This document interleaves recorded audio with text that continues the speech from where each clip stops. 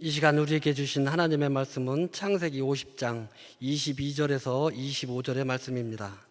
제가 가진 성경으로 81쪽입니다.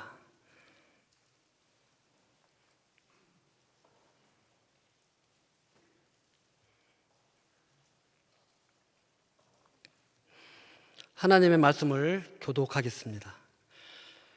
요셉이 그의 아버지인 가족과 함께 애굽에 거주하여 110세를 살며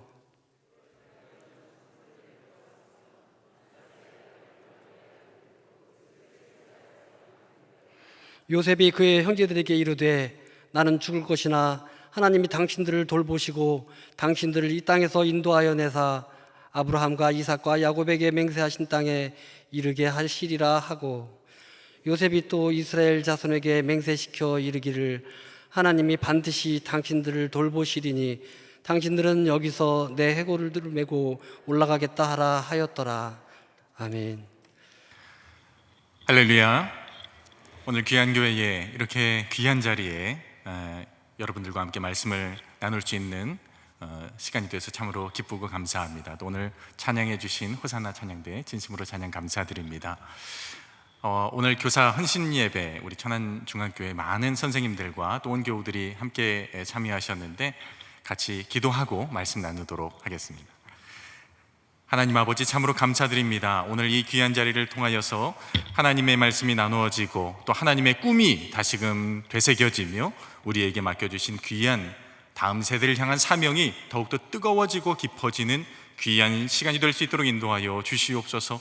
코로나19 상황, 너무나도 우리 인간적으로 볼 때는 힘들고 안타깝고 변화무쌍한 상황이나 그러나 변함없으신 하나님과 오늘 이 시간 함께 동행하는 귀한 시간이 될 수 있도록 인도하여 주시옵소서. 모든 것을 주님께 감사드리며 살아계신 예수 그리스도의 이름으로 기도드립니다. 아멘. 우리 한국교회 지난 3일 동안 참 많은 일을 겪었습니다. 물론 여러분들이 속한 교회는 천안이기 때문에 조금 여파가 덜할 수도 있을지는 모르겠지만 코로나19 때문에 수도권, 서울 지역, 또 저희 학교가 있고 제가 주말에 섬기는 교회가 있는 그곳에서는 이번 코로나19 4단계 발표 때문에 굉장히 큰 혼란을 겪는 것을 보고 있습니다. 수련회 또 성경학교 하면 1년 중에 가장 중요한 행사지요. 우리 아이들에게 말씀을 심어주고 또 하나님을 알려주는 너무나 귀한 자리임에도 불구하고 그 귀한 말씀의 잔치가 이번 주에 본격적으로 시작이 되는데 코로나19 4단계라는 예상치 못한 상황을 겪기 시작하면서 교회들이 고민이 많아졌습니다. 그래서 제가 와보니까 우리 천안중앙교회는 제가 이렇게 많은 우리 교사들과 성도들과 함께 오늘 저녁을 보내리라고 제가 상상을 사실은 못했습니다. 내일부터는 저희 수도권 지역은 완전히 비대면이거든요. 그래서 제가 들어오는데 마음이 굉장히 벅찼습니다. 마치 천국에 들어오는, 또 우리 선생님들이 흰 옷을 다 입고 계셔서 내가 지금 천국에 와 있나 갑자기 생각이 들었습니다.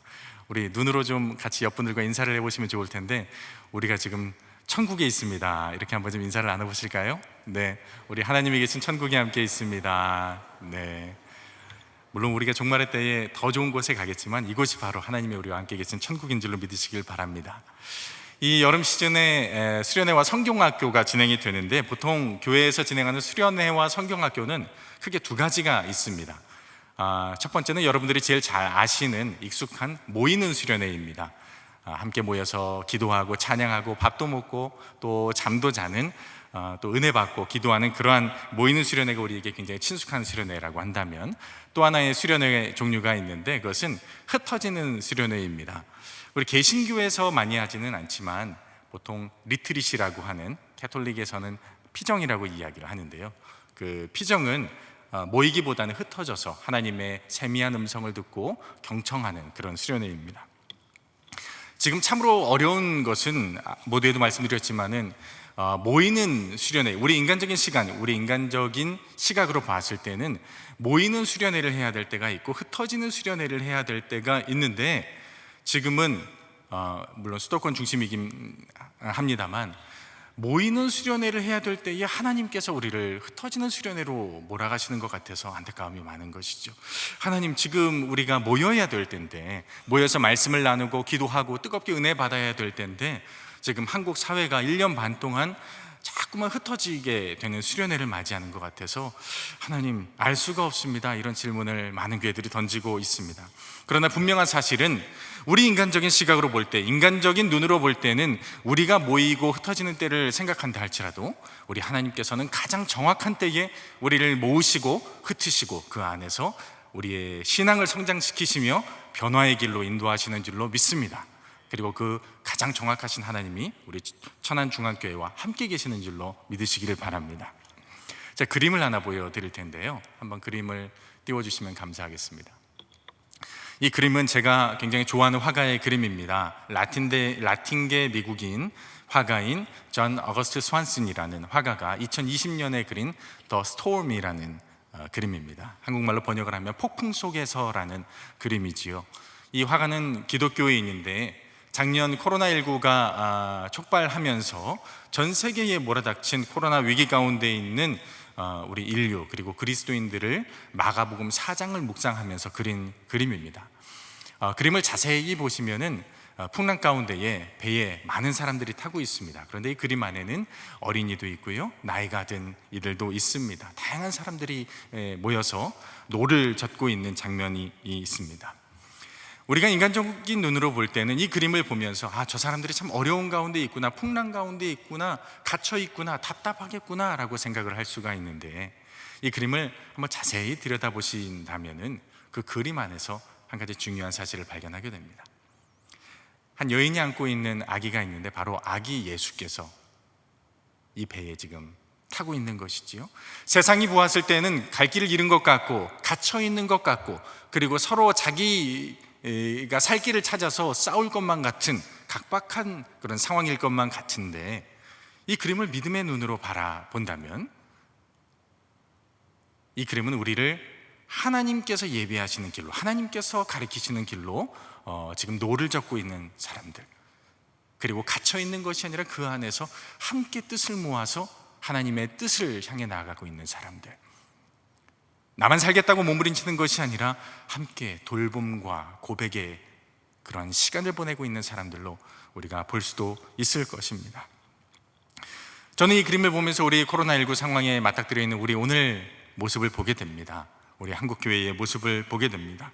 우리는 거대한 변화 앞에서 지금 이러한 풍랑을 만나고 있을지도 모르겠습니다. 그러나 우리가 지금 이러한 상황 가운데 처해 있다 할지라도 하나님께서는 우리와 함께 계신다는 사실을 기억할 필요가 있습니다. 바로 우리 예수 그리스도께서 우리의 이런 풍랑 가운데에 배를 몰고 있는 가운데에 우리의 중심에 계시는 바로 주님으로 우리와 함께 계심을 기억하시기를 바랍니다. 그렇기 때문에 우리가 풍랑 가운데 있다 할지라도 이 여정은 단지 거칠고 어려움 가운데 있는 것이 아니라 우리가 말한 대로 하나님의 수련회 가운데에 있는, 하나님의 성경학교 안에 있는 사람들이라고 표현할 수도 있을 것입니다.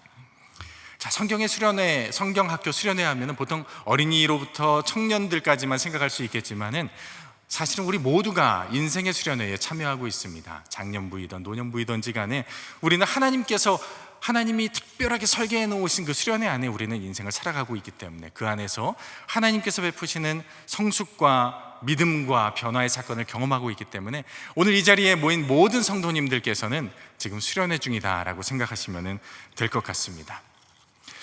오늘 우리가 성경 속에서 살펴보고자 하는 한 인물도 이러한 하나님이 특별하게 계획해 놓으신 수련회 안에 있는 사람을 우리가 만나게 됩니다. 그의 일생 가운데에서 거대한 변화와 여러 가지 도전들을 만나면서도 하나님의 사랑과 은혜를 풍성하게 누렸던 한 사람을 만나게 되는데, 그 사람의 이름은 요셉입니다.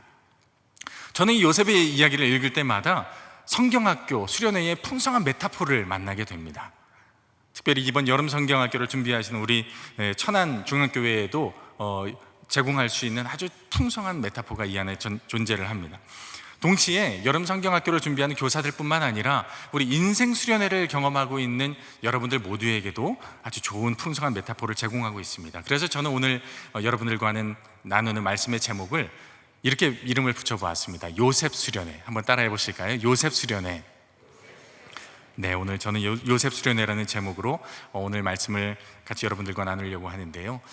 제가 인생 수련회라는 이야기를 썼는데 왜 인생 수련회라는 표현을 썼냐면 성경을 이렇게 열어다 보면은 어린 시절부터 노년에 이르기까지 한 사람의 평생의 인생을 두루두루 상세하게, 비교적 상세하게 기술한 그런 예가 그다지 많지 않습니다. 한번 여러분들의 머릿속으로 한번 꼽아보시면 좋을 것 같아요.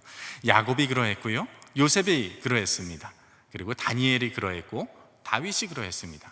아마 이 사람들을 제외하고 나면 몇 손가락 여러분들 꼽기 어려우실 정도로 어렸을 적부터 노년까지의 인생을 잘 기록한 예가 많지가 않은데, 오늘 요셉은 그런 어려서부터 그가 죽기 직전까지의 모습 가운데에서 어떤 수련회의 모습을 지났는지를 보여주고 있습니다. 특별히 오늘 저는 여러분들과 함께 요셉 수련회의 3가지 장면을 창세기 속에서 찾아보려고 합니다.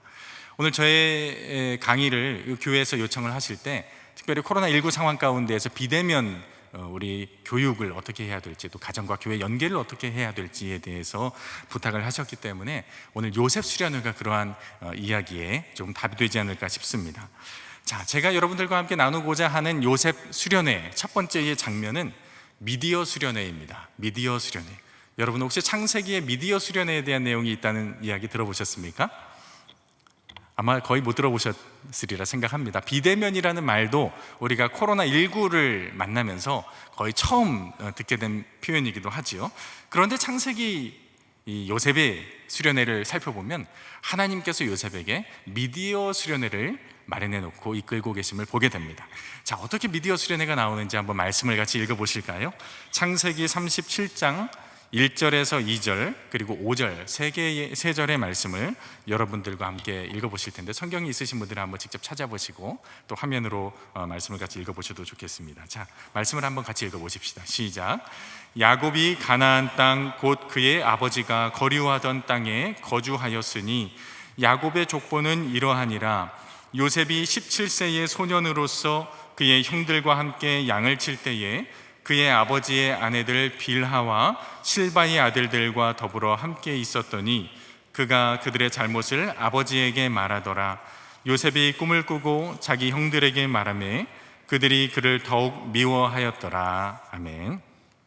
자, 여러분들 여기서 미디어 발견하셨습니까? 컴퓨터도 보이지 않고 이 말씀 속에 스마트폰도 보이지 않죠? 그런데 미디어 수련회라고 제가 이름을 붙였습니다. 자, 왜 그런지 한번 살펴보시지요. 요셉은 어떤 사람으로 우리에게 잘 알려져 있습니까? 요셉은 꿈꾸는 자, 그렇죠? 꿈꾸는 사람으로 우리에게 잘 알려져 있습니다. 자, 여러분 꿈은 그러면 뭐라고 생각하십니까? 꿈에는 종류가 많이 있죠. 좋은 꿈도 있고, 오늘도 교회 오실 때에 행복한 꿈, 좋은 꿈 꾸신 우리 교우들, 선생님들도 계실 것이고, 나쁜 꿈, 돼지 꿈, 개 꿈, 다양한 꿈의 종류가 있습니다. 자, 꿈이라는 것은 지금 눈에 보이지 않는 것을 보는 것을 말합니다. 어떤 사람들은 계시라고도 얘기하고 환상이라고도 얘기합니다만, 그러나 우리가 좀 오늘 본문에 비추어서 바꿔 말해본다면 미리 보는 것, 이것은 또 판타지와는 다른 것입니다. 분명한 사실은 요셉이 꾼 꿈은 그가 자의로 꾼 꿈 혹은 의미 없는 꿈이 아니라 앞으로의 일을 예견하는 꿈을 요셉이 꾸었습니다. 조금 더 정확하게 분명하게 말하자면은 요셉은 하나님이 어떻게 그의 가정을 통해서 일하실지를 미리 꿈을 통해서 보았던 것이지요. 보통 하나님의 말씀을 대언한다라는 말을 쓰지 않습니까? 하나님의 말을 대신할 때 대언한다라고 얘기를 한다면 하나님의 뜻을 꿈을 통해서 대신 보여주는 것을 굳이 저는 이름을 붙인다면 대몽 정도가 되지 않을까 생각을 합니다. 바꿔 말하자면 오늘 요셉이 참여하고 있는 요셉 수련회에서 하나님은 그의 꿈을, 하나님의 계획을 꿈을 통해서 보여주시기 때문에 그 꿈을 미디어로서 활용하고 있다는 것이죠. 미디어라는 말, 어원을 찾아보면 미디움이라는 뜻입니다. 재료 혹은 매개체라는 말이 그 미디어라는 말에 들어가 있습니다. 여러분들이 이미 핸드폰도 많이 쓰시고 유튜브도 사용하시기 때문에 미디어라는 말에 굉장히 친숙하실 텐데, 미디어 하면 뭐가 먼저 떠오르실까요? 유튜브, 그렇죠? 유튜브 떠오르시죠? 그런데 유튜브도 미디어가 맞습니다만 좀 더 고전적인 형태, 예를 들면 신문, 책도 미디어입니다. 책을 통해서 정보를 접하고 또 신문을 통해서 뉴스를 접합니다. 우리는 미디어를 통해서 특정 정보를 얻게 되고 또 소통을 하게 됩니다. 그처럼 미디어는 어떤 내용을 전달하는 역할들을 하게 되는 것이죠. 그런데 오늘 요셉의 이 이야기, 요셉 수련회는 우리에게 진정한 미디어 신앙교육이 무엇인가를 보여주고 있는 것입니다. 왜냐하면 요셉은 그의 꿈을 통해서 하나님이 이루실 일들을 그 꿈이라는 미디어를 통해서 지금 보고 있는 것이죠. 우리 교회 학교도 그렇고 많은 그리스도인들이 요즘 미디어 할 때는 그러나 긍정적인 측면보다는 부정적인 측면에 대해서 더 걱정을 하는 경우를 많이 보게 됩니다. 특별히 인터넷, 유튜브 보면은 거기에 좋은 내용도 물론 나오긴 하지만 또 유해한 내용들 많이 나오지요. 어린이들만의 문제가 아닌 것 같아요. 청소년들만 유해한 컨텐츠에 노출된 것이 아닌 것 같습니다. 어른들도 마찬가지지요. 여러분들 아마 우리 제가 알기로 천안중앙교회에도 유튜브 채널이 있으신데 설교를 보거나 교회에서 제공하는 컨텐츠를 이렇게 보시다 보면은 오른쪽에 뭐 다른 내용들이 쭉 뜨는 거 혹시 보신 적 있으십니까? 네. 근데 여러분들 그거 알고 계세요? 제가 비밀을 하나 알려드릴 텐데, 여러분들이 지금 그 메인 채널의 메인 화면에 보이는 그 내용 말고 오른쪽에 보이는 그 유튜브의 리스트들은 여러분들의 삶의 흔적이라는 것입니다. 혹시 알고 계셨습니까? 이게 왜 나오지? 이게 왜 이 내용이 뜨지? 이렇게 물어보시는 분들은 여러분들이 한 달 혹은 한 주간 동안에 보신 그런 내용들과 연관된 알고리즘에 의해서 추천 유튜브가 뜨는 것이죠. 그래서 어떤 분은 이렇게 천안중앙교회 아주 설교 말씀이라든지 또 교회학교 내용들이 쭉 나오면서 옆에 보면은 찬양 리스트도 막 뜨고요, 또 더 좋은 기독교적인 컨텐츠가 막 뜨는 분들이 있고요. 또 어떤 분들은 옆에 설교가 나오는데 뭐 트로트부터 뭐 아파트 정보, 뭐 다양한 정보가 나오면 그게 여러분들의 삶의 흔적이라는 사실을 좀 알고 계셨으면 좋을 것 같습니다. 자, 어린이만의 문제가 아닙니다. 어른들도 미디어의 어떤 그런 부정적인 측면들에 많이 노출이 되어 있습니다. 그런데 이번 수련회를 여러분들이 성경학교를 준비하고 계시다면 1년 반 동안의 교회 학교의 어려운 상황들을 지금 지나오면서 오고 계시다면은 우리가 던져야 될 질문은 이것입니다. 어떻게 하면은 우리 아이들의 건강한 미디어를 보여줄까, 보게 될 것인가, 우리가 그것을 어떻게 막을 것인가 뿐만 아니라 하나님이 우리에게 이미 주신 신앙의 미디어를 어떻게 잘 관리할 것인가, 건강하게 세워갈 것인가에 대한 그런 고민을 해보셔야 된다는 것입니다. 자, 교회에 주신 좋은 신앙의 미디어 무엇이 있을까요, 여러분들? 유튜브 이런 것 외에 우리에게 이미 주신 좋은 신앙의 미디어는 무엇이 있을까요? 그것은 바로 교회입니다. 그것은 바로 가정입니다. 한번 여러분들 따라해 보실까요? 교회와 가정이 미디어입니다. 미디어는 전달하는 것이라고 그랬습니다. 그렇죠? 매개체라고 했습니다. 중재하는 것이라고 했습니다. 바꾸어 말하면 교회와 가정이 이미 우리에게 주신, 하나님이 우리에게 주신 신앙의 미디어라는 것입니다. 교회는 다음 세대에게, 그리고 믿지 않는 이들에게 하나님의 뜻을, 하나님의 꿈을 보여주는 공동체라는 것입니다. 하나님의 미디어라는 것입니다. 가정도 마찬가지지요. 가정도 우리의 자녀들에게, 그리고 부부간의 가족들에게 하나님의 사랑을 같이 공유하고 나누어주고 보여주는 그런 귀한 미디어라는 사실입니다. 저는 어렸을 적부터 교회가 하나님의 꿈을 보여주는 곳이라고 생각을 했습니다. 교회에 올 때마다 늘 하나님의 말씀을 듣고 하나님의 새로운 것들을 발견하는 너무나도 즐겁고 행복한 자리였습니다. 지금 여러분들이 오늘 이렇게 헌신 예배를 드리고 계시지만은 정말 교회 학교에 가보면 유년부 때 제 어릴 적의 추억에는 철로역정이라는 프로그램이 아직도 기억에 남습니다. 철로역정을 통해서 어리지만은 초등학교 1학년, 2학년밖에 안 되지만은 그 가운데서 어떻게 그리스도인이 살아가야 하는가를 저는 공부를 하게 되었어요. 중고등부 때는 어떻습니까? 중고등부 때는 제가 학생의 임원이었는데 둘째 날 저녁이 되면 항상 캠프파이어를 하면서 나무 십자가를 만들어 놓고 또 빨간 물감을 준비해요. 왜 그렇습니까? 빨간 물감이 뭐죠? 예수님의 피죠. 예수님의 피라고 생각하고 그걸 바르면서 어떻게 보면 참 유치할 수 있는데 그 과정을 통해서 은혜 받고 또 하나님을 내 아버지라 고백하는 그런 놀라운 변화의 사건들을 경험을 했던 것을 기억을 합니다. 교사가 되고 또 이 교육목회를 섬기는 목회자가 된 지금 이 자리까지도 어떻게 하면 하나님의 꿈을, 하나님의 말씀을 우리 아이들에게, 많은 이들에게 보여줄까를 고민을 합니다. 미디어로서 어떻게 건강해질까를 고민을 하는 것이지요. 가정도 마찬가지입니다. 코로나19 상황 가운데에서 1년 반이 지나는 동안에 지금 교회가 제 기능을 하지 못하고 있는 상황 가운데에서 가정은 정말로 우리 아이들에게 신앙의 중요한 미디어가 되고 있다는 사실입니다. 그러나 한편으로는 안타깝게도 우리가 종종 듣는 이야기는 교회와 가정이 하나님의 미디어로서의 역할을 제대로 하지 못할 때가 많다는 뉴스를 듣게 된다는 것이죠. 교회가 지금 이 시대에 정말 유튜브보다 어쩌면 더 강력하고 더 소중하고 더 중요한 미디어로서의 역할을 감당해야 됨에도 불구하고 우리 교회가, 우리 믿음의 가정들이 들려주는 그러한 미디어 컨텐츠는 우리 아이들에게 어떠한 긍정적인 영향을 미치고 있고 어떠한 신앙적인 도전을 주고 있고 기쁨을 주고 있는지를 생각해 볼 필요가 있습니다. 창세기 37장이 보여주는 요셉 수련회에서도 마찬가지입니다. 요셉은 사실 이 꿈을 형제들과 나누고 가족들과 나누기 이전에 사실은 가정이 불완전한 상태에서 이 꿈을 꾸고 나누게 되었다는 것입니다. 시기하고, 형들이 시기하고 질투하고 가족 간에 편애가 있고 그런 아픔이 잠재하고 있는 가정 가운데에 바꿔 말하면 하나님의 그 꿈이라는 하나님의 미디어가 온전하게 풍성하게 나누어지기에는 부족하고 열악한 환경 가운데에서 있었다는 것입니다. 그럼에도 불구하고 하나님께서는 그 가정을 사랑하셨기에, 요셉의 가정을 사랑하셨기에, 나아가 요셉이 이룰 민족을 사랑하셨기 때문에 그 어려운 가정 가운데에서도 하나님께서는 꿈이라는 미디어를 통해서 어떻게 건강한 미디어로서의 가정을, 그리고 민족을, 그리고 신앙의 공동체를 이루실지를 보여주셨다는 것입니다. 그러한 믿음의 공동체, 교회와 가정에서 이루어지는 모든 활동들이 사실은 미디어입니다, 여러분들. 우리가 교육하는 것들, 친교하는 것들, 사랑하는 것들, 예배하는 것들, 그것들이 다 미디어라는 것이죠.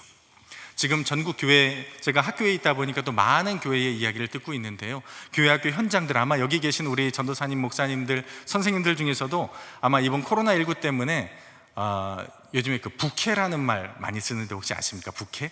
예. 메인 캐릭터 말고, 본인의 본잡 말고 세컨잡,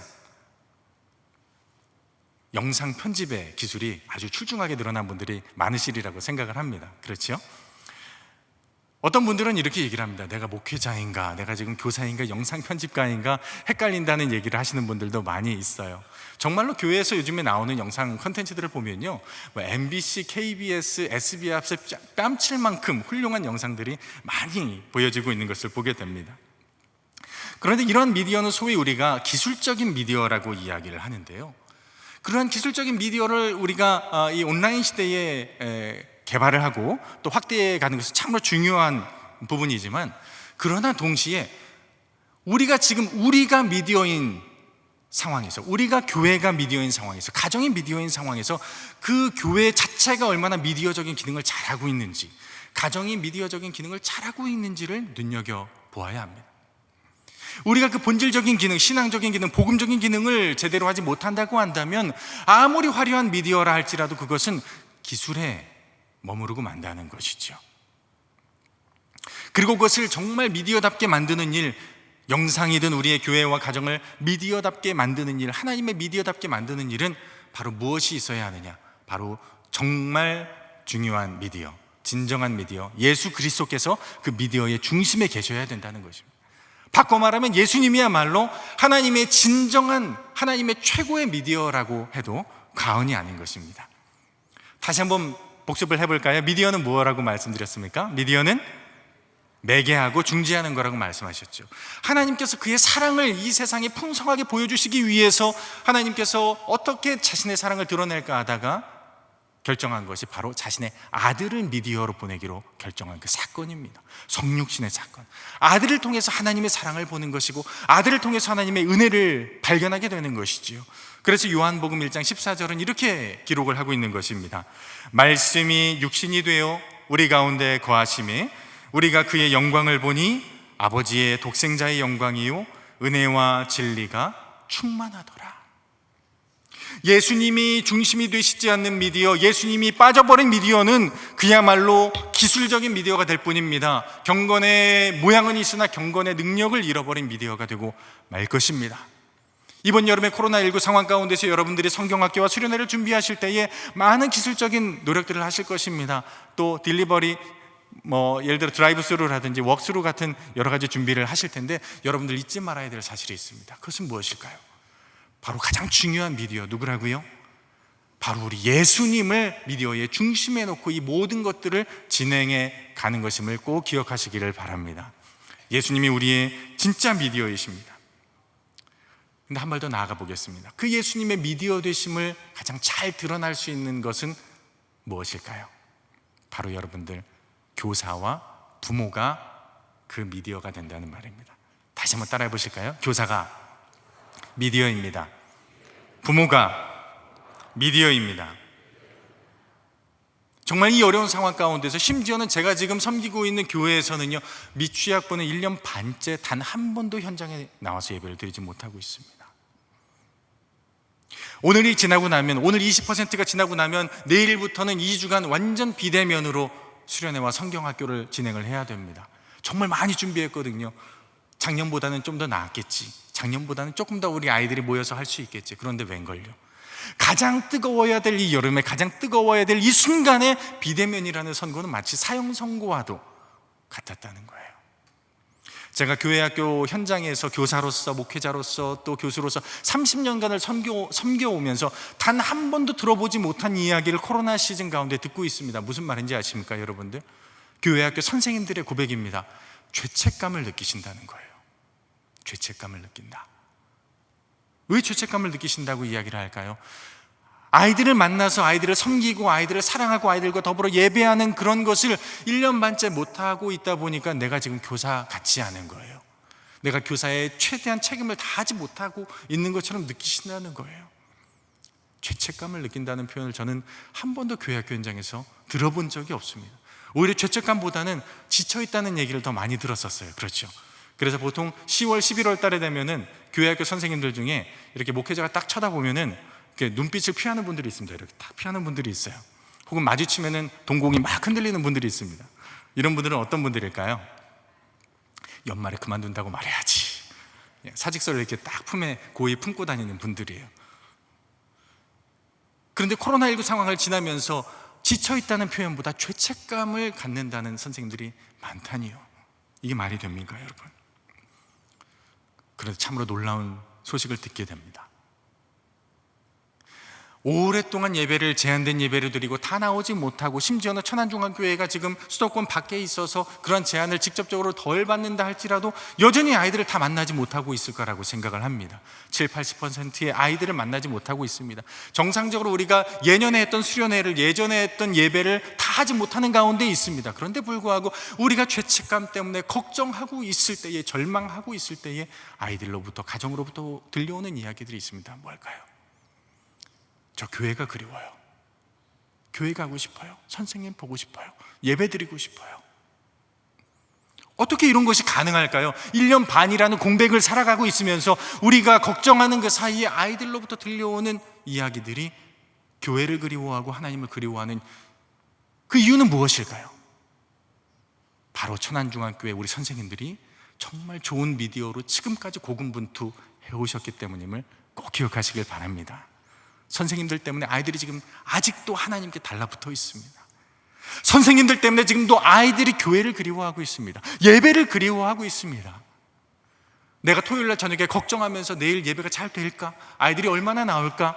지금 이렇게 가는 게 맞을까? 걱정하고 있는 이 시간에도 하나님께서 일하셔서 여러분들을 미디어 삼아서, 부모님들을 미디어 삼아서 하나님께서는 아직도 아이들의 신앙 안에서 자랄 수 있는 길을 열어놓으셨음을 꼭 감사하시기를 바랍니다. 그것이 정말로 하나님이 우리에게 미디어라는 사명을 주신 이유입니다. 지금 저는 아들이 둘이 있습니다. 고등학교 2학년과 중학교 3학년 아이들이 있는데, 참고로 저는 해외에서 올해 한 11년간을 살다가 재작년 12월에 돌아왔습니다. 저는 분명히 코로나가 없을 때 돌아왔는데, 제가 돌아오고 나서 코로나가 생겨서 사람들은 제가 코로나를 몰고 왔냐고 이야기를 하는 경우들을 종종 듣게 됩니다. 저 절대 코로나 몰고 오지 않았습니다. 그것을 저희 가정에 대비해 봤을 때 어떤 일이 일어났냐면, 저희 아이들이 한국에 친구가 아무도 없어요. 교회에 정착하기 전이었습니다. 그런데 코로나 탁 터지고 나니까 아이들이 교회에 친구가 없는 거예요. 제대로 만날 수 있는 교제권이 없는 겁니다. 학교도 마찬가지고요. 저희 둘째 아이 같은 경우는 한국말이 서툴러서 거의 영어로 대화를 하던 아이였습니다. 그 아이가 처음에 교회를 가서 선생님을 만났습니다. 그리고 그 다음 주부터 코로나 때문에 교회를 가지 못했습니다. 그런데 지금 1년 반째 아이는 교회를 그리워합니다. 지금도 아이가 선생님의 문자를 보면서 기뻐합니다. 왜일까요? 선생님이 그 한국에 있는 믿음의 공동체 안에 있는 유일한 친구이기 때문에 그래요. 선생님이 어느 날 선물을 갖고 오셨어요. 저희 집에서 한 30분간 떨어져 있는데 선생님이 어느 날 전화를 하신 겁니다.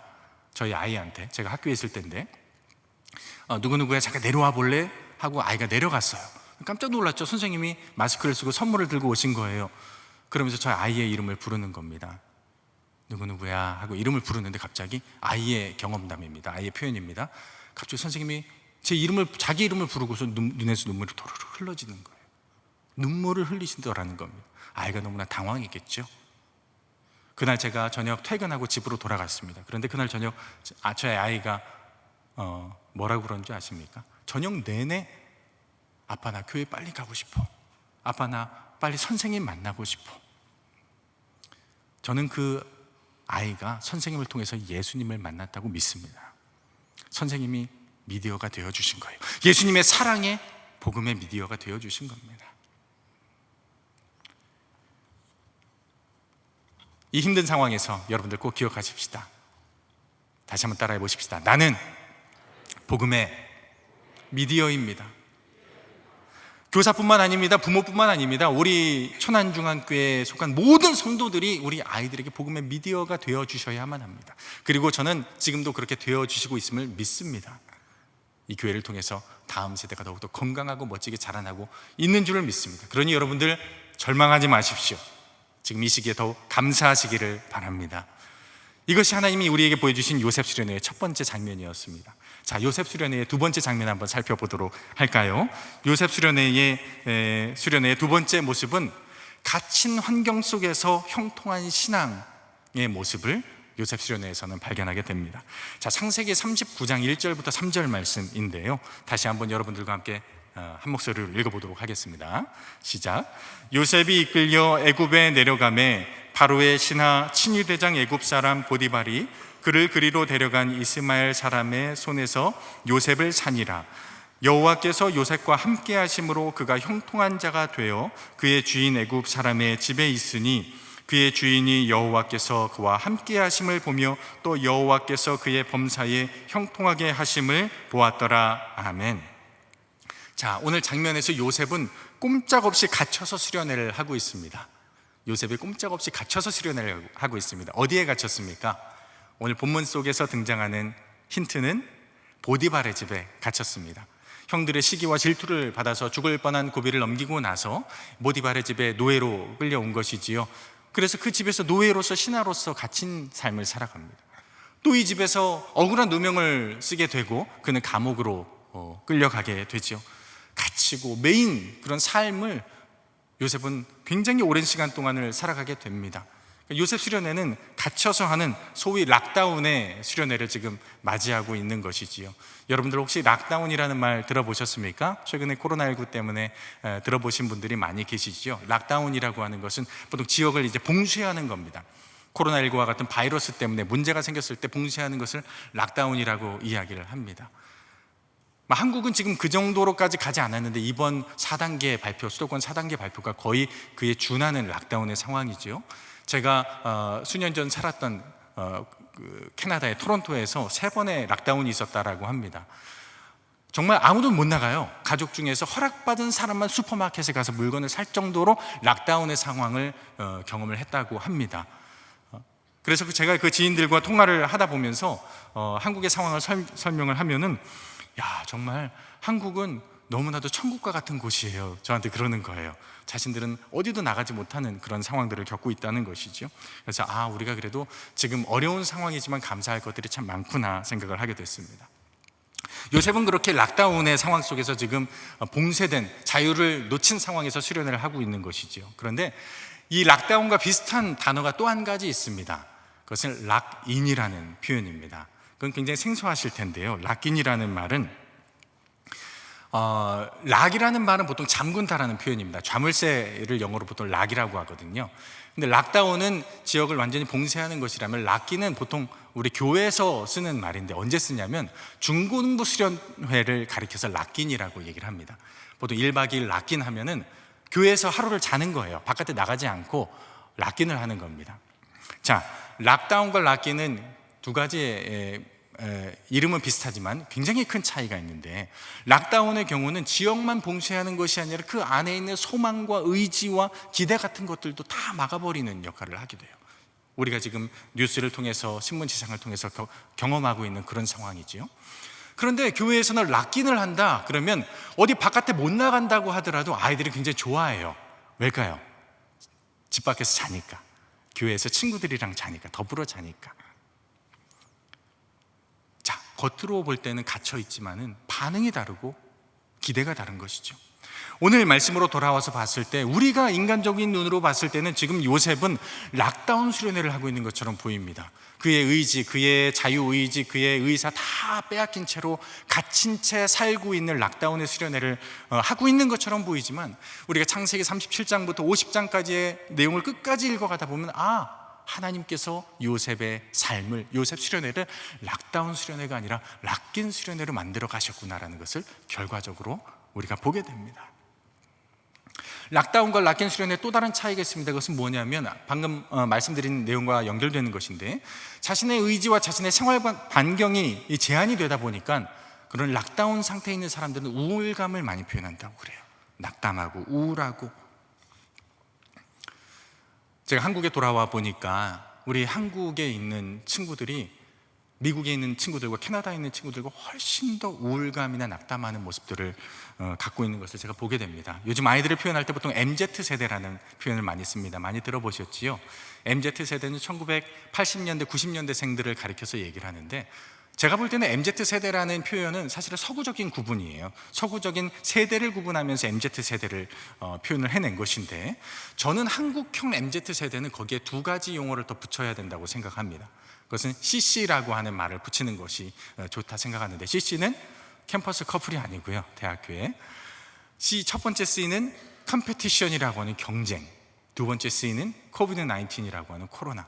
한국의 MZ세대, 지금 말하자면은 우리 청소년들, 그리고 조금 더 이제 사춘기에 접어들고 있는 우리 아이들 같은 경우는 다른 서구의 MZ세대들보다 훨씬 더 그런 어떤 그 경쟁과 우울과 압박에 시달려서 살아가는 것을 경험하고, 저희 집에서도 그 일들이 그대로 경험이 되고 있어요. 어떤 아이들은 이 특별히 코로나19 상황을 지나면서 우울감이 더 심해졌다고 해요. 자살 충동을 느끼고 또 가출을 하고 싶다는 이야기들을 청소년들을 통해서 더 많이 듣게 됩니다. 그러나 그것이 저는 코로나19 상황 때문에라고만 생각은 하지 않습니다. 코로나19 상황이 그것을 가중시켰다고는 말할 수 있지만은 이미 코로나 이전부터 겪고 있던 그러한 어떤 경험들, 소위 락다운, 물리적인 락다운은 아니지만 심리적인 락다운의 경험들을 해오고 있는 것은 아닐까. 우리 청소년들 뿐만 아니라 그 아이들을 돌보고 있는 부모님들의 우울감과 낙담도 굉장히 커가고 있지요. 교사들도 아까 말씀드린 것처럼 죄책감으로 인하여서 그런 어려움들을 겪고 있다고 얘기를 합니다. 그렇다면 우리가 예상해 볼 수 있는 것은, 요셉의 수련회에 있는 지금 요셉도 그러한 감정들을 느끼지 않았을까라고 우리가 예상은 해볼 수 있는데, 참으로 성경 말씀은 우리에게 놀라운 사실을 들려주고 있는 것이죠. 요셉이 지금 그러한 상황, 요셉 수련회를 락다운의 상황처럼 보이는 가운데에서 참여하고 있는 가운데 요셉의 감정들은 별로 드러나고 있지 않다는 것이에요. 그것을 확인해 보려면 창세기 39장 2절에서 3절 말씀을 한번 읽어보면 좋을 것 같은데요. 아까 화면에 떴던 것으로 제가 보입니다만, 창세기 39장 2절부터 3절을 한번 제가 읽어보겠습니다. 말씀을 한번 자세히 살펴보시죠. 여호와께서 요셉과 함께 하심으로 그가 형통한 자가 되어 그의 주인 애굽 사람의 집에 있으니, 그의 주인이 여호와께서 그와 함께 하심을 보며 또 여호와께서 그의 범사에 형통하게 하심을 보았더라. 자, 이 앞뒤로 보아도요, 요셉의 감정이 드러나지 않습니다. 그러나 요셉과 함께한 사람들의 감정은 선명하게 드러납니다. 37절로 가보면요, 요셉을 잃어버린 아버지 야곱의 감정이 드러납니다. 화가 납니다. 슬픕니다. 웁니다. 요셉을 시기 질투했던 형제들의 그 시기 질투가 드러납니다. 보디발의 집에 잡혀왔을 때에 보디발의 아내는 그를 유혹하는 장면이 등장을 하죠. 그리고 보디발에게 있어서는 자신의 아내를 능욕했다는 이유로 요셉에게 분노하고 화를 내는 장면이 등장을 합니다. 그런데 요셉의 감정들은 드러나지 않죠. 자, 그럼 우리가 생각해 볼 수 있습니다. 요셉은 그러면 아무 감정도 느끼지 않았던 것일까? 요셉은 완벽했기 때문에 그랬었던 것일까? 요셉은 바늘로 콕 찔러도 피 한 방울 나오지 않는 냉혈한 이였기 때문에 그 감정이 드러나지 않았었던 것일까? 그러나 오늘 말씀이 우리에게 들려주는 것은 이것입니다. 요셉이 요셉 수련의 가운데에서 락다운의 경험을 하고 있다 할지라도 성경은 그의 감정에 대해서 그다지 큰 관심이 없다라는 것이에요. 그것이 성경이 요셉의 감정을 무시했다는 것이 아닙니다. 더 분명하고 더 중요한 사실이 지금 이 안에 나타나고 있다는 것입니다. 그것은 요셉이 아무리 힘들고 락다운의 경험을, 락다운 수련회처럼 보이는 경험을 하고 있다 할지라도 그가 하나님과 함께 있음으로 말미암아, 하나님이 그와 함께 계심으로 말미암아 그의 삶이 형통하게 되었다라는 것이에요. 지금 창세기 39장 2절 3절이 그렇게 설명을 하고 있습니다. 그의 주인이 여호와께서 그와 함께 하심을 보며 또 여호와께서 그의 범사에 형통하게 하심을 보았더라. 39장 21절 23절에서도 똑같은 말씀을 합니다. 그가 감옥에 갇혔을 때 여호와께서 요셉과 함께 하셨다라고 이야기를 합니다. 그리고 요셉과 함께 하심으로 말미암아 그를 범사에 형통하게 하셨다. 여러분, 요셉이 감정이 없었을까요? 아니요, 저는 상상합니다. 요셉도 우울한 때가 있지 않았을까? 요셉도 힘든 때가 있지 않았을까? 요셉도 코로나19는 아니었지만 그가 겪었던 그의 삶의 자리에서 고통과 어려움을 겪지 않았을까? 그러나 성경은 하나님께서 그와 함께 계셨기 때문에 그의 감정에 휘둘리지 아니하시고 그의 상황에 휘둘리지 아니하시고 그를 형통한 자, successful man, 우리가 소위 말하는 성공한 사람, 번영한 사람으로 이야기를 표현을 하고 있는 것을 보게 됩니다. 우리가 생각하는 성공이 아닙니다. 우리가 말하는 번영이 아닙니다. 돈을 많이 벌고 그리고 사회적으로 어떤 지위를 얻은 성공을 의미하는 것이 아니라 그의 처지는 갇혀있는 상황이었음에도 불구하고 그가 지금 억눌림 가운데 있었음에도 불구하고 하나님이 계심으로 말미암아 그는 하나님의 형통함 가운데 있었다는 것. 바로 천안중학교의 우리 다음 세대가 그런 하나님의 형통함 가운데 있기를 원합니다. 우리 선생님들이 다음 세대의 성경학교를 준비하면서 제한된 상황 가운데에서 어려움을 겪고 있다 할지라도 하나님이 함께 하심으로 하나님의 형통하심을 경험하시기를 간절히 바랍니다. 우리 부모님들 자녀들 새끼 밥을 먹이시면서 아유 저 좀 밖에 좀 나갔으면 좋겠는데 좀 학교라도 갔으면 좋겠는데 그런 답답한 마음이 혹시 계신다 할지라도 그러한 가운데서 하나님이 나를 락다운의 수련회로 인도하시는 것이 아니라 하나님께서 나를 형통케 하시려고 그 가운데서 하나님이 나와 함께 계심을 발견케 하시려고 인도하셨구나라는 감사의 고백이 우리 가정에서도 넘치시기를 간절히 바랍니다. 하나님께서는 우리를 락다운 시키시는 것이 아니에요. 하나님께서는 우리를 저런 앞에서 보았던 사진처럼 풍랑 가운데 그냥 가둬놓게 하신 것이 아닙니다. 바로 그 가운데서 하나님이 어느 때보다도 선명하게 살아계심을 우리에게 보여주시기 위하여서 하나님의 특별한 계획된 수련회에 우리를 초대하신 것이죠. 우리 모두가 지금 요셉 수련회에 초대를 받은 것입니다. 우리 아이들도 그러합니다. 지금 내가 보기에, 우리 교사가 보기에, 부모가 보기에, 성도들이 보기에 아이들이 억눌려 있고 이러다 코로나19 때문에 아이들이 다 교회 학교 떠나갈까?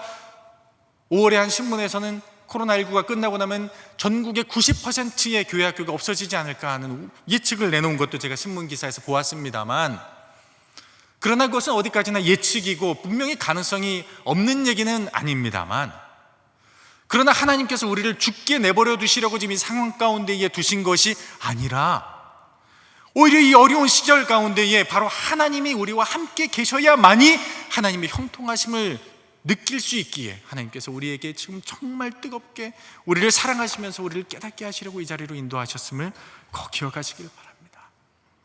다시 한번 제가 저의 가정 이야기를 드려서 죄송합니다만 아무래도 다음 세대에 겹치다 보니까 저희 아이 얘기를 빗대어서 한 번 더 이야기를 하는 것이 좋겠다 생각이 듭니다. 아까 말씀드린 것처럼 저희 아이는 친구가 없다고 말씀드렸습니다.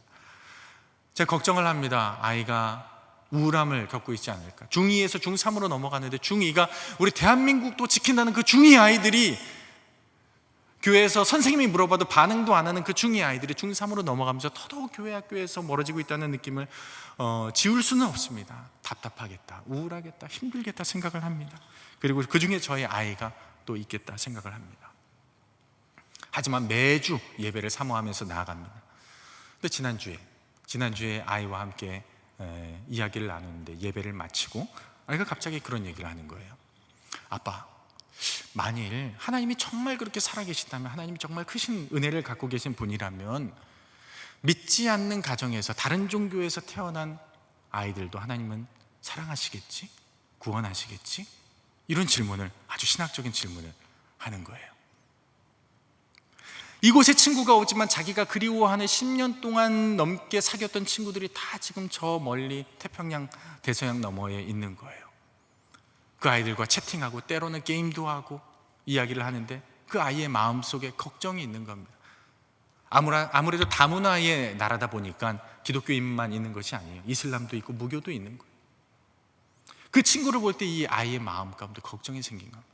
자기도 지금 굉장히 어려운데, 자기도 지금 억눌린 상태에 있을 텐데, 아빠, 저 친구들도 하나님이 구원하실까? 제가 그 아이가 질문을 저에게 던지는 것을 보면서 제가 분명한 사실을 알았습니다.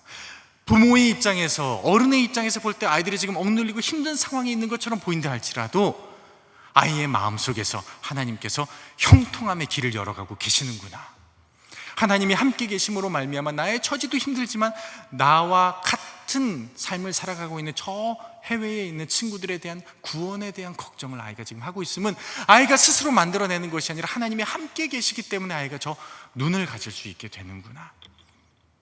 아이와 함께 하시는 하나님의 형통함을 저에게, 저의 의심이 생길 수 있는 마음에 주시기 위해서 하나님이 그 아이의 입술을 통해서 질문을 들려주셨다라고 생각합니다. 우리 선생님들 이번 어려운 시기를 겪으면서 아이들과 소통하실 때 때로는 심지어는 생존 확인이라고 그러잖아요. 야, 중고등부 친구들한테 야, 점 하나만 보내라, 점 하나만 보내라고 선생님들이 보내는 교회가 있어요. 아무 말 안 해도 좋으니까 점 하나만 보내라. 이게 진짜 점만 보내는 아이들이 있는 거죠. 그것만 봐도 그렇게 눈물 글썽이시면서 반가워하는 선생님들이 계시는 것을 보면서, 그러나 여러분들 점 하나를 통해서도 그 점 하나가 하나님의 형통하심이 그들과 함께 계시는 능력의 점임을 확신하시길 바랍니다. 하나님이 우리와 함께 계세요. 하나님이 우리 아이들과 함께 계십니다. 마지막 세 번째 보여주는 요셉 수련회의 모습은 바로 그러한 상황 가운데에서 우리를 꿈꾸게 하시고, 또 우리를 갇힌 상황 가운데에서 우리에게 하나님께서 멋진 수련회를 열어주시는 그 이어서의 또 다른 장면은, 하나님께서 수련회의 목적을 배려와 고백의 수련회로 이끌고 계신다는 것입니다. 자, 우리 창세기 50장, 아까 오늘 말씀 읽었던 50장 22절에서 24절 말씀 다시 한번 펼쳐보시면 좋겠고요. 자, 그 중에서 우리 24절과 25절 두 절을 한번 같이 읽어보도록 하겠습니다. 시작. 요셉이 그의 형제들에게 이르되 나는 죽을 것이나 하나님이 당신들을 돌보시고 당신들을 이 땅에서 인도하여 내사 아브라함과 이삭과 야곱에게 맹세하신 땅에 이르게 하시리라 하고, 요셉이 또 이스라엘 자손에게 맹세시켜 이르기를 하나님이 반드시 당신들을 돌보시리니 당신들은 여기서 내 해골을 메고 올라가겠다 하라 하였더라. 아멘. 오늘 이 말씀은 요셉이 죽기 전에 남긴 유언에 해당되는 내용입니다. 그 전에 요셉은 형들과 재회를 다시 했고, 가족들을 제외했고, 그리고 가족들이 애굽으로 이주해 오는 사건이 있었습니다. 그리고 하나님이 그가 어릴 적에 꿈꾸게 하셨던 그 미디어로서의 꿈이 실현되는 것을 직접 보고 경험을 했습니다. 원래 교회 교육이나 수련회에는 목적이 존재합니다. 그런데 오늘 이 말씀은 요셉의 수련회의 최종 목적이 무엇이었는가를 보여주고 있는 것이죠. 저는 어렸을 적에 성경학교나 수련회를 생각하면 떠오르는 이미지가 있습니다. 형, 누나, 동생들과 함께 같이 어우러져서 재미있게 찬양하고 놀고, 또 심지어는 찬양하는 가운데 바지가 내려가는지도 모르고 막 찬양했던 기억들도 있습니다. 또 뜨겁게 하나님을 고백하며 눈물로 기도했던 그런 기억들이 있습니다. 그런 성경학교 수련회의 기본적인 이미지는 우리에게는 공동체적이고 집단적인 이미지가 있습니다만, 저는 오늘 성경 말씀을 가만히 보면서 또 코로나19 가운데에서 우리 교회 학교를 지나게 하시는 하나님의 섭리를 보면요, 하나님이 요셉 수련회를 공동체적이기도 하지만 한 사람 한 사람을 위해서 특별하게 제작한 특별 수련회를 마련해 놓으셨구나라는 사실을 보게 됩니다. 그것을 어디서 확인하냐면요, 우리가 다시 성경을 펼쳐서 보지는 않겠습니다만 창세기 37장, 말하자면 요셉 수련회의 첫날, 우리가 성경 속에서 확인할 수 있는 요셉 수련회의 첫날이 37장에 기록이 되어 있는데 37장 2절에 이렇게 기록을 합니다. 야곱의 족보는 이러하니라. 요셉의 17세의 소년으로서 그의 형들과 함께 양을 칠 때에 그의 아버지의 아내들 빌하와 실바의 아들들과 더불어 함께 있었더니 그가 그들의 잘못을 아버지에게 말하더라. 그 요셉 수련회의 첫 장면은 꿈으로 시작된 것이 아니었어요. 이 말씀을 통해서 확인되는 것은 요셉이 형들을 고자질하는 것으로부터 요셉의 수련회가 시작이 됩니다. 되게 얄밉죠? 되게 밉죠? 그런데 저는 이 말씀을 보면서 왜 하나님이 특별하게 요셉을 위해서 이 수련회를 디자인해 놓으셨는가를 보게 됩니다. 그는 고자질쟁이였습니다. 그는 형들을 일러 바치는 역할을 했습니다. 멀리서 지켜보면서 그런 일들을 했던 것이지요. 아마 요셉의 성격이 덜렁덜렁했다면 아빠가 그 일을 맡기지 않았을 거예요. 그렇죠? 그러나 요셉은 기억력이 아마 뛰어났을 것이고 관찰력이 뛰어났을 것이고 어떤 것이 문제인지를 분별하는 분별력이 있었던 것으로 보입니다. 자, 여러분들에게 퀴즈가 하나 있습니다. 요셉이 장차 애굽에서 어떤 일을 맡았습니까? 총리를 맡았습니다. 총리가 무슨 일을 하는 사람이죠? 나라의 살림을 맡아보는 사람입니다. 듬성듬성 덜렁덜렁해서는 안 되는 자리입니다. 지켜보고 기억하고 분배하고 그리고 그 지역들을 전체를 다스리는 역할을 잘 해야 됩니다. 바꿔 말하면 하나님께서는 요셉의 기질을 허투루 사용하지 않으시고 그의 수련회에 10분 그것을 사용해서 뽑아내셨다는 것이죠. 성경의 이야기는 사실은 그러한 이야기로 가득 차 있습니다. 우리가 성경학교를 같이 프로그램을 만들고 몇 시부터 몇 시까지 몇 날 며칠을 이렇게 디자인을 한다 할지라도 우리의 수련회가 이번 코로나19로 인해서 더 특별해질 수가 있게 되었습니다. 왜일까요? 코로나19를 지나면서 한국 교회가 예기치 못하게 발견한 보화가 하나 있습니다. 그것은 바로 한 사람 한 사람에 대한 배려와 관심이 깊어졌다는 것이에요. 제가 작년 목회를 하면서 교구를 맡으면서 사실은 신방을 갈 때, 어른 신방을 갈 때, 가정 신방을 갈 때 아이들 신방하지는 않았습니다. 보통 부모님들을 대상으로 신방을 하지요. 그럼 교회 학교 나이의 아이들은 어떻게 됩니까? 주일날 그냥 당연히 오는 걸로 생각을 한 것이죠. 교회에 오는 걸로 생각을 했단 말입니다. 그런데 코로나19가 지나면서 코로나19 상황을 맞이하면서 아이들이 다 교회로 오지 못하는 상황이 되자 초유의 상황이 발생을 했습니다. 한국 교회에 그렇게 전통으로 아주 보석과 같은 전통으로 내려오던 가정의 신방이 아이들에게까지 간 거예요. 비록 얼굴을 보지 못한다 할지라도 선물을 아이들이 집 앞에 걸어놓고 그리고 그 가정을 위해서 기도하고 문을 붙들고 기도하고 아이들 한 사람 한 사람을 배려하는 그 자리가 지금 우리가 어떻게 보면은 7월 8월 안에 있는 수련회가 진행하는 것이 아니라 코로나19라는 1년 반짜리 지금 개별 맞춤형 수련회를 하나님께서 우리에게 베풀어 주신 것입니다. 우리의 시선을, 우리의 생각을 바꿀 필요가 있다는 것입니다. 그리고 그 목적이 무엇이냐? 그렇게 하나님께서 요셉을 한 사람을, 요셉 한 사람을, 그리고 그 가족을 하나하나 돌보시면서 그렇게 이끌어갔던 목적이 무엇입니까? 그 최종적인 목적이 방금 나왔던 창세기 50장 24절에 등장하는 것인데 이렇게 얘기를 하는 것입니다. 요셉이 그의 형제들에게 이르되 나는 죽을 것이나 하나님이 당신들을 돌보시고 당신들을 이 땅에서 인도하여 내사 아브라함과 이삭과 야곱에게 맹세하신 땅에 이르게 하시리라. 요셉이 죽기 직전입니다. 가족들에게 얘기합니다. 나는 죽더라도 우리 가족들 하나님이 돌보실 것입니다. 형들이 나를 배반했다 할지라도 나는 가지만 하나님께서 돌보실 것입니다. 하나님의 은혜를 가족들에게 선포합니다. 그런데 여러분들이 바꿔 말하면 이게 무슨 뜻인지 아십니까? 내가 요셉 수련회를 살아오는 동안 내가 17살에 형들의 손에 팔려서 내가 지금 이 자리까지 왔지만 나는 죽지만 하나님이 그 이유를 책임지실 것입니다. 그러나 하나님이 나를 데려가시기 전까지는 나는 여러분들을 끝까지 책임질 것입니다. 우리 가족들을 버리지 않을 것입니다. 나는 여러분들을 돌볼 것입니다. 하나님의 사람들을 돌보겠다고 하는 그 다짐이 결국은 요셉에게서 나왔을 때 하나님의 요셉 수련회의 최종 목적이 이루어진 것이죠. 무슨 얘기일까요?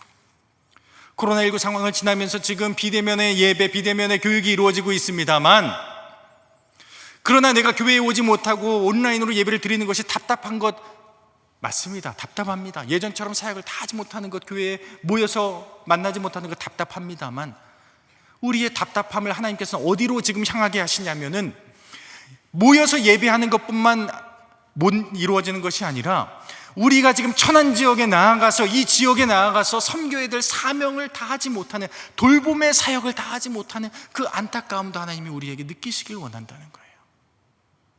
우리 아이들이 지금 교회 학교에 와서 예배드리지 못하는 것 안타까운 상황입니다. 말씀의 교육을 받지 못하는 것 안타까운 상황입니다만, 우리의 마음 가운데 어떤 꿈이, 어떤 기대가 더 커지냐면, 아이들이 지금 이 지역에 나가서 이 땅을 살리는 복음의 일꾼이 되어야 될 텐데, 하나님, 아이들이 지금 그런 상황 가운데 있지 못함을 불쌍히 여겨 주시옵소서. 하나님은 우리의 사명을 더 깊어지게 하시는 그런 요셉 수련회로 우리를 인도하고 계십니다. 그러나 참으로 감사하게도 하나님께서는 이 시기를 통하여서 그러한 사명이, 우리의 사명이, 오늘 이 천안중앙교회에 모인 여러분들 한 사람 한 사람의 이 하얀 옷처럼, 정말 이 헌신된 마음처럼 하나님께서 여러분들의 사명을 더 깊어지게 하시는 줄로 믿습니다. 하나님께서는 우리를 그렇게 사용하시길 원하세요. 우리의 사명이 더 깊어지게 하시길 원하세요. 이 코로나 상황이 우리가 이전에 당연시 여겼던 신앙생활을 당연시 여기지 않고 내가 결단해야만이 하나님의 일을 할 수 있다는 사실, 아이들을 우리가 정말 붙들고 사랑해야만이 이제는 아이들이 올 수 있다는 사실을 깨닫게 하시기 때문에 이 요셉 수련회의 궁극적인 목적은 결국 우리를 사명자로, 돌봄의 사명자, 하나님께서 우리와 함께 계신다는 고백의 사명자로 세우기 위함임을 꼭 기억하시길 바랍니다. 이제 말씀을 맺으려고 합니다. 우리는 지금 초유의 상황을 맞이하고 있습니다. 이전에 한 번도 지나보지 못한 상황을 지나고 있습니다. 그러나 성경은 우리를 위로합니다. 여호수아 3장 4장에도 보면은 이제 가나안으로 나가는 출애굽 2세대가 한 번도 지나보지 않은 길을 지난다라고 하나님은 표현을 해주셨어요, 친히. 그러나 그 요단강을 건널 때에 하나님이 어떻게 명령하십니까? 말씀의 법궤를 메고 그리고 요단강으로 들어가라. 그러면 그 땅이 마를 것이다. 하나님께서는 실제로 그 일을 믿음의 사람들을 통해서 이루셨습니다. 한 번도 지나보지 않은 길을 걷는 이들에게 말씀의 법궤를 어깨에 메이시고 하나님께서는 그 길을 걸어가게 하실 때에 그들이 약속에 참여하는 놀라운 은총을 누리게 되었습니다. 사랑하는 우리 천안중앙교회 교사 여러분, 부모 여러분, 성도 여러분, 오늘 이 말씀을 꼭 기억하시기를 바랍니다.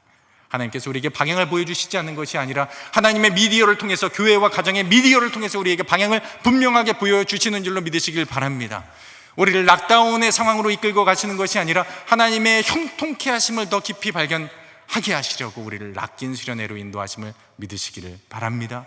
우리를 더 사명자로 세우시려고 이 천안 지역에 나아가 이 나라의, 이 세계의 복음의 사명자를 세우기 위하여서 지금 이 요셉 수련회를 아주 세밀하게 계획해 놓으시고 여러분들을 오늘도, 지금도 초대하고 계심을 믿으시기를 바랍니다.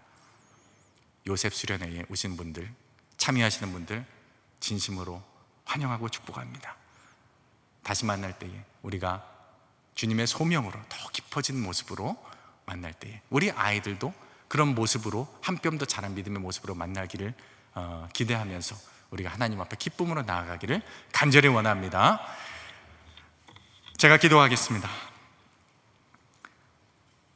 사랑과 은혜가 풍성하신 하나님 아버지, 참으로 감사드립니다. 이 어려운 시기를 지나면서도 우리가 낙담만 하는 것이 아니라, 절망만 하는 것이 아니라 하나님이 선하게 허락하여 주신 이 천안중앙교회 미디어를 통하여서 예수 그리스도의 복음과 소망을 만나게 하시니 참으로 감사드립니다. 갇힌 것 같은 상황 가운데, 락다운된 것 같은 상황 가운데에서도 우리에게 하나님의 형통하심을 보여주시고자 하는 하나님의 크신 은총을 발견케 하시니 참으로 감사드립니다. 훗날 우리가 결국은 우리에게 맡겨주신 사람들을 돌보게 하기 위하여서, 그들을 사랑하게 하기 위하여서, 그들을 복음으로 품어 안게 하기 위하여서 우리를 인도하여 주신 하나님의 세밀한 수련회의 계획을 오늘 확인하면서 다시 한번 감사합니다. 하나님, 간절히 바라기는 우리 천안중앙교회 하나님께서 세우신 뜻이 있어서 지금 이 어려운 시기를 지난다 할지라도 하나님의 그 뜻을 선하게 세워주시고, 특별히 오늘 교회학교 선생님들을 통하여서 다음 세대를 향한 열정과 사랑과 복음을 향한 그 마음이 더욱더 깊어질 수 있도록 인도하여 주시옵소서. 낙담하지 않게 도와주시고, 죄책감 느끼지 않게 도와주시고, 좌절하지 않게 도와주셔서 하나님의 미디어로서 우리 아이들에게 복음의 깊은 능력과 복음의 깊은 그 뜻을 드러낼 수 있는 하나님께 쓰임받는 미디어 다 되실 수 있도록 인도하여 주시옵소서. 가정들도 성도들도 하나님 그렇게 들어 쓰셔서 아버지 하나님, 이 세대가, 이 다음 세대가 절망의 세대가 아닌 소망의 세대로 살아갈 수 있도록 하나님 함께하여 주시옵소서. 모든 것을 주님께 의탁드리며 살아계신 예수 그리스도의 이름으로 기도드립니다. 아멘.